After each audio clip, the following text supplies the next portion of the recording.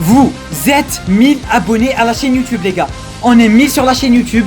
Je voulais extrêmement vous remercier, mais vraiment un énorme merci à vous. Vous êtes 1000, en tout cas 1000 merci à vous. C'est tout ça c'est grâce à vous. Alors oui, je vous fais passer ce message légèrement avant la vidéo. En tout cas les gars, je vous remercie infiniment. Tout ça c'est grâce à vous, je n'aurais jamais pu arriver là grâce à vous. Enfin, c'est à cause de vous et grâce à vous en même temps. Mais en tout cas les gars, un grand merci et du coup je vous laisse avec la vidéo. Mais ne vous inquiétez pas, il y aura bel et bien des vidéos qui arrivent pour célébrer les 1000 abonnés. Eh bien les gens, c'est Namia, j'espère que vous allez bien, que tout se passe bien pour vous et que vous pétez à force que 3 fois 1000. En tout cas pour ma part, ça va plutôt nickel. Aujourd'hui les gars, on se retrouve pour parler une toute dernière fois de la saison 5 de Supergirl. Et contrairement à la précédente vidéo, celle qui était de Flash, on ne veut pas du tout être négatif et bel au contraire, on sera que du positif. Parce que de 1 c'est du Supergirl et de 2 c'est parmi les meilleures saisons de toute la série. Bref, dans le programme, on aura une analyse et récap complète de la série en général. On va aussi analyser les points les plus importants qu'il faut analyser. Je vais aussi répondre à quelques-unes de vos questions et je donnerai mon avis global sur toute la série et pourquoi pas un petit classement. Du coup les gars, comme d'habitude, avant que ne commence, n'oubliez pas le petit pouce bleu pour le soutien. Si vous êtes nouveau, n'oubliez pas de vous abonner à la chaîne ainsi que d'activer les notifications. Et sur ce les gars, moi je vous laisse avec la vidéo. Cette saison 5 s'est composée de 19 épisodes à la place de 22 à cause du virus. Elle a marqué la diffusion du 100e épisode de la série, un changement de look pour les personnages et beaucoup d'autres changements. Cette saison a comme Big Bad une organisation qui existe depuis des millénaires du nom de Léviathan. Ils sont chargés d'anéantir la race humaine et de leur faire endurer tout ce qu'ils veulent et quand ils veulent. Ça, c'était avant la crise. Après la crise, Lex Luthor avait comme plan de les faire tomber, mais en secret, il voulait tout simplement être à leur tête et régner.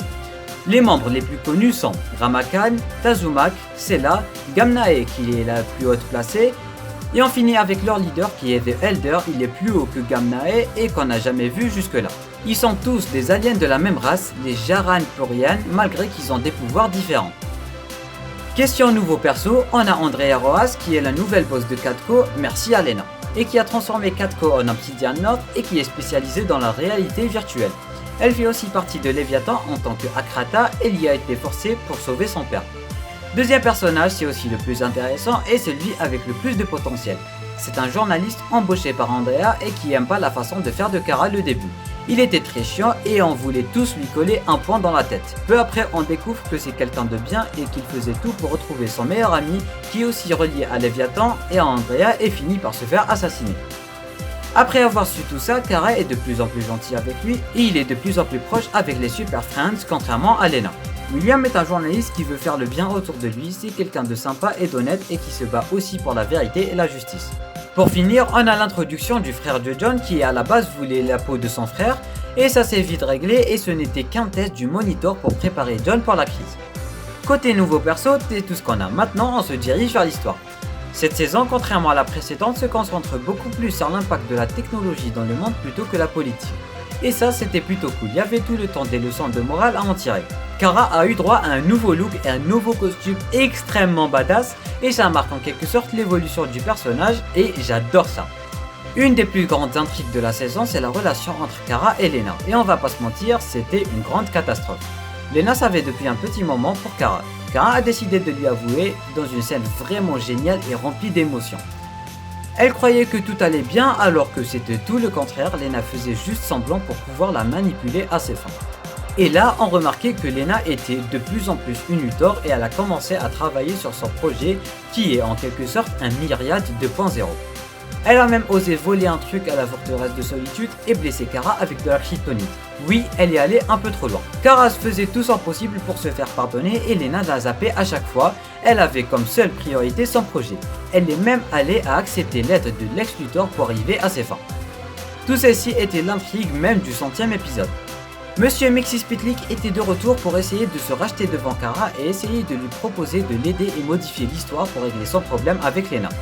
À travers son petit voyage, on a retrouvé beaucoup de visages familiers, comme Mon-El ou bien Sam Arias. On a revécu une bonne petite majorité de la vie de Kara après qu'elle soit devenue Supergirl. Mais on a aussi remarqué que peu importe le moment ou quand elle lui dit que c'est Supergirl, ça tourne toujours au désastre. On va essayer de pas trop s'attarder sur cet épisode vu que j'en ai fait une vidéo beaucoup plus complète, je vous invite à aller la voir en cliquant sur le i en haut à droite. Bref, après toutes ces mésaventures, Kara a décidé de ne plus s'occuper de Lena et vivre sa vie et passer à autre chose, vu que c'était la merde dans tous les cas. On change maintenant de sujet pour y revenir un peu plus tard. À cause de tout ça, Lena a dû vendre Katko à Andrea et du coup elle a dû embaucher William, et c'est là que ça commence à devenir intéressant. C'était un mec très chiant, énervant. Après que Kara ait creusé un peu plus à son sujet, on s'était rendu compte que c'était quelqu'un de bien. Il y avait aussi l'installation d'une certaine romance entre Kara et lui et j'aimerais voir évoluer ça dans la prochaine saison. Ils ont vu devenus proches et honnêtement, retrouver Kara avec lui dans la prochaine saison serait plutôt cool. Du côté de Brenny, tout était cool avec Nia avant la crise. Mais après ça, il y a eu quelques problèmes qui commençaient à arriver, et surtout avec l'arrivée d'une femelle Brainiac 5 d'une autre terre, et qui le prévient que pour arrêter Léviathan, il faudra qu'il coupe contact avec tout le monde et qu'il travaille avec Lex Luthor. Il a dû rompre avec Nia et travailler avec Lex, et parfois même se dresser contre ses amis.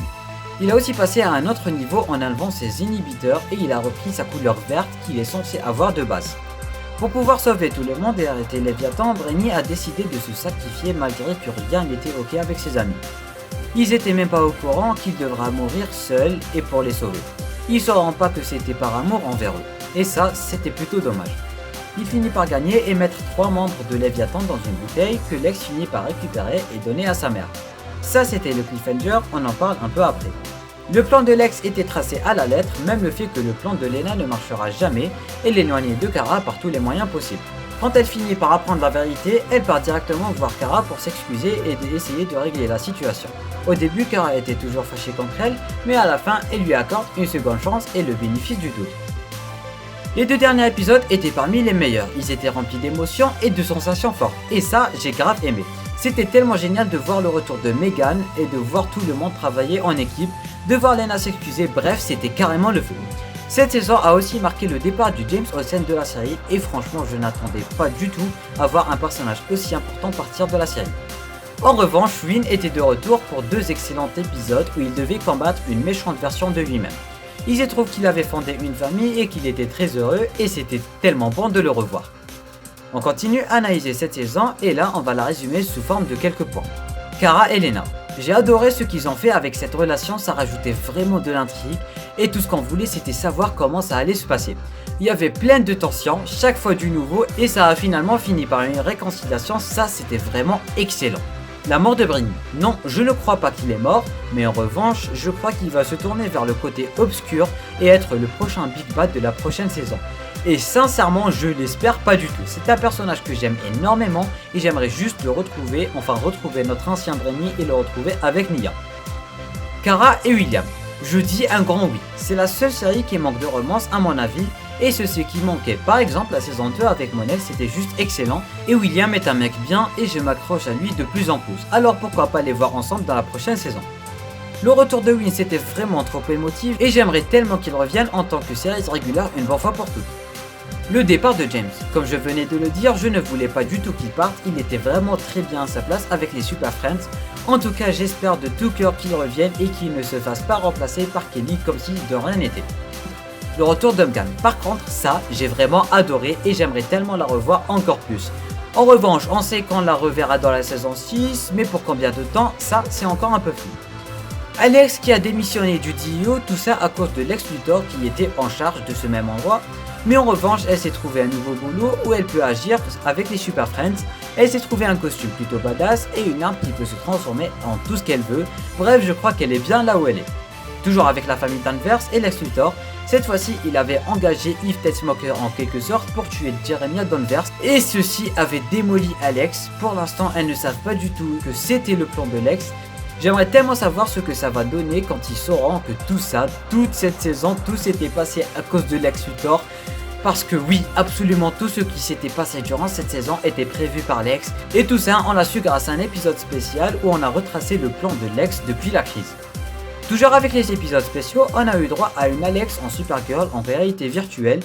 Et j'avoue que c'était plutôt cool. Elle s'était beaucoup inspirée de ce costume là pour faire son dernier costume, mais question pseudo, on n'a rien pour l'instant. Voilà, je crois qu'en termes de résumé de cette saison, on en a terminé et je crois que j'ai fait le tour sur tout ce qu'il y avait à dire.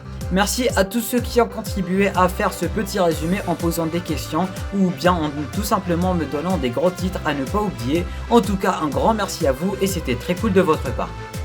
Maintenant, si j'avais à résumer cette saison en quelques mots, ça serait quoi?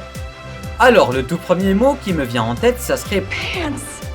Après, cette saison était juste excellente, le pré-crisis tout comme le post-crisis. On avait des intrigues et des problèmes de partout. J'ai surkiffé le changement de côté de Lena, ça a vraiment rajouté un plus en termes de problèmes et d'émotions. Le retour de Lex était cool, son plan était infaillible, il avait tout calculé et on a revu beaucoup de visages amicaux. Il y avait de l'amour, des tensions, du suspense, bref, la saison 5 est parmi les meilleures saisons. Et pour ceux qui n'ont toujours pas vu, foncez la voir, je vous la conseille énormément. Si j'avais à lui donner une note, ça serait un 9,5 sur 10. On avait un très bon cliffhanger malgré que ce n'était pas l'original. Et en ce qui concerne mon top 5 des saisons, ça serait la saison 1, puis la 4, puis la 2, puis la 3 et on finit avec la 5 et la meilleure. Ceci ne veut pas dire que les autres saisons je les aime pas et c'est loin de là. C'est juste une affaire d'un léger décalage. J'ai aimé toutes les saisons de Supergirl et ça a toujours été ma série préférée et je n'ai jamais été déçu. En ce qui concerne la saison 6, pour l'instant on n'a pas d'informations que des légères rumeurs. Du coup j'ai préféré éviter d'en parler et en consacrer une vidéo spéciale pour cette future saison très bientôt. Du coup les gars, je crois que j'ai fait le tour sur absolument tout ce qu'il y avait à dire à propos de cette saison 6 de Supergirl. N'hésitez pas à me dire en commentaire ce que vous avez pensé de cette saison. N'oubliez pas aussi de me faire un petit top des saisons que vous avez préférées dans Supergirl. N'oubliez pas le petit pouce bleu pour le soutien. Si vous êtes nouveau, n'oubliez pas de vous abonner à la chaîne YouTube ainsi que d'activer les notifications. N'oubliez pas de partager un maximum. Et sur ce moi les gars, je vous dis à la prochaine pour une nouvelle vidéo, c'était Namiat. Portez-vous bien.